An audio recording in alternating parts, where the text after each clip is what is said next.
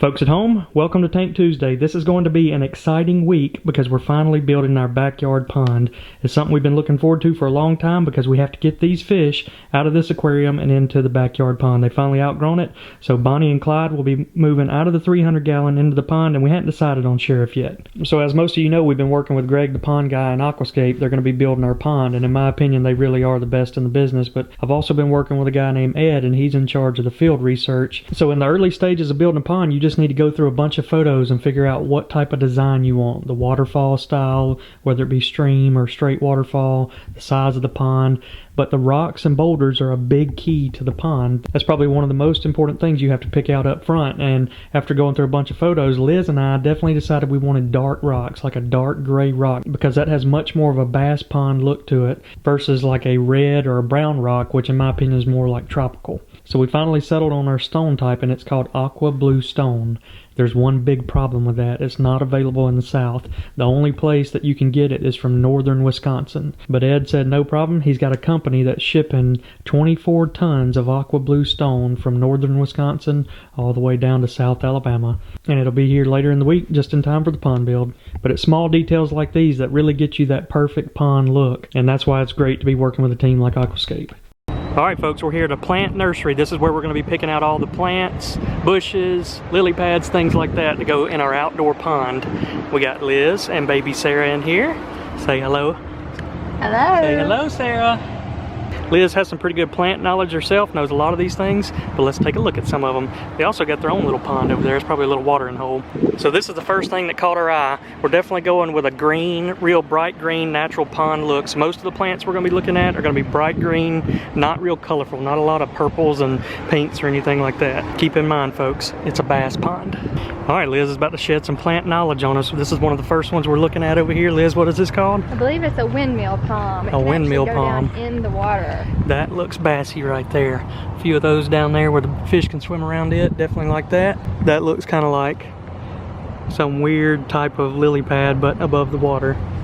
Definitely like the white, so I think that whites and greens will go good. Some laripe, that's what this is. Laripe, that looks pretty good.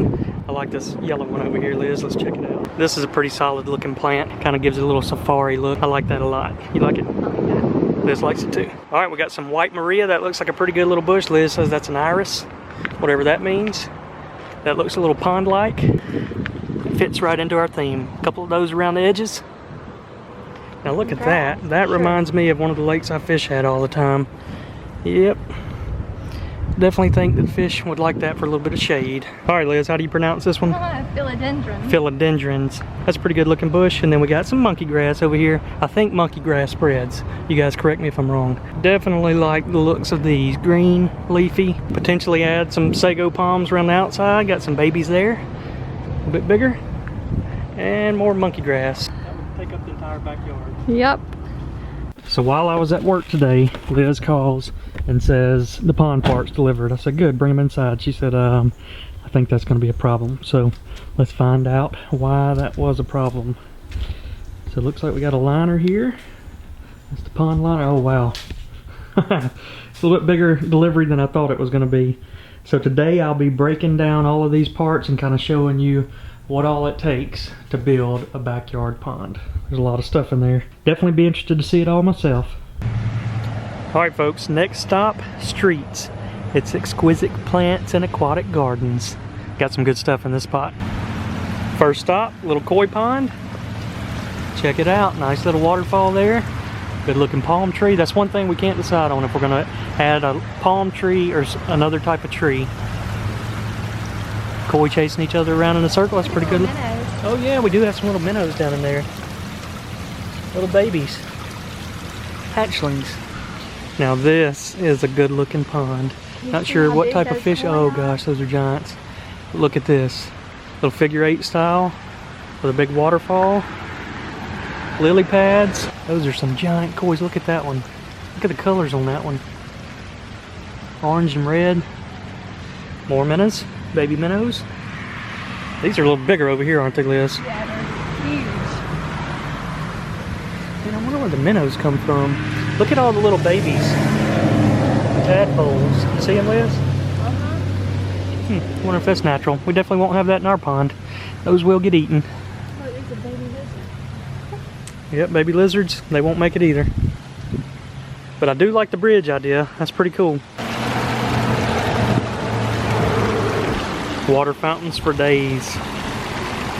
I was watching Deer Meat for Dinner's video, and he said he's going to build a little outdoor cooking area around his pond, and that is a cool idea. We're not going to do that, but it's just a good look right here of something you could put under a roof out here by the pond. That would be a really cool setup, but our back porch is so close to it. I think we're going to keep the grill on the back porch. Now we're talking. Let's talk some plants. Got some lily pads. Looks like snowflake looking lily pad right there.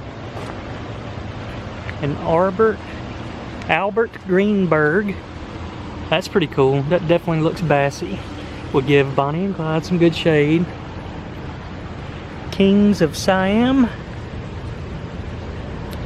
Double deep purple bloom. Oh, that's a pretty bloom right there.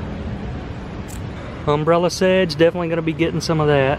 So this is called Perry's Giant Sunburst. I don't know if this is the same species or not, but I really like the look of that. That's pretty cool. Look at the water. Little droplet. Yep, we're just coming off this fresh rain. We got little droplets everywhere. Can't keep up with this girl. Alright, let's check out the koi fish. Can't add any koi because the bass will probably eat them. And we got some stone pieces and hibiscus and other plant life over here.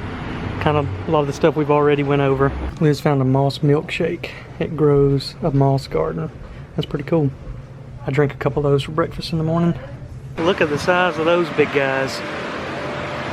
5-cent tour of streets. Pretty cool little setup here. Alright, I brought a few of the key pieces out here so I could get some good lighting and show you.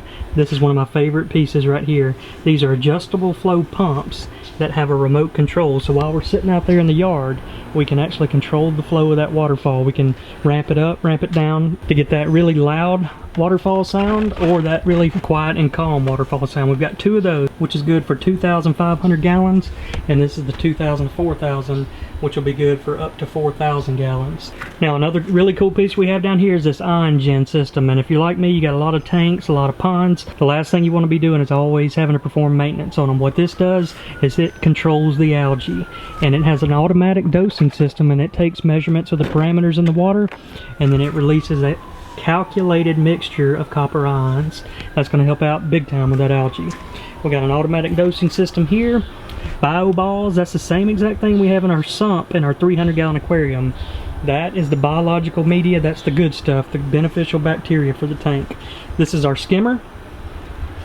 Big thick hosing. We also have a pondless waterfall vault. Got several other pieces in the garage that I didn't want to carry out here. Alright, you can see we got a lot of lining here. Some more hosing. This is the one thing that I'm not sure exactly what it is. I've never seen that before. But you can see we've got a lot of boxes still left to unpack. I'm about to get to digging into all this because it's time to go. More BioBalls, check valves, Gatorades and waters for the boys because it's 90 plus here. We're going to need to hydrate. Ain't that right, Buster? He's checking it out. He said, I'm ready to have me a little swimming pond in the backyard. Yeah, this is a little cover. This covers up, it's a little fake artificial rock, kind of like the aqua decor we got in our 300-gallon tank. It's a cover there. It's pretty cool. Ever since we got our new crawfish, he's been kind of hanging out here in the middle, just eating all the leftovers, so that's a good thing. Bowser doesn't seem to bother him. Now it is time to name our new Mexican crawfish. I was scrolling down through the comments and I saw this one from Gonzalez Candy. Name him Taco. That's a really good idea since he is a Mexican crawfish after all, so I think we'll name him Taco. So Gonzalez, send me your address and I will send you out a prize package. Alrighty, I just gave Mr. Bowser a bath. I cleaned his shell off with a little baby toothbrush and now I'm cleaning out his tank. Alright, Mobes, you ready? Oh yeah, he's ready. 3 of them now. Get ready. False alarm. I can't get him to flip out. There we go. Got him. You got all 3 of them. Dang, Moby. You're a growing boy. Look at that stomach now. Not 100% sure what Heisenberg's doing here, but I just watched him kick himself back up to the filter there, and now he's just chilling. I think he's trying to pull an ambush attack on the minnows. He's gonna wait and let them all get comfortable right up under him and then drop off and get them. So Greg and the Aquascape team are going to be flying in tomorrow, and we're going to start the pond build Thursday morning. So if you want to tune in to live coverage, we're going to be posting a lot of stories on our Instagram page. And then also Greg has a YouTube channel. I put a link down in the description below. Go check out his channel and subscribe to him. He'll have a lot of video footage from the pond build as well. But I hope y'all enjoyed the video. Can't wait for next week because we will have water in the backyard then.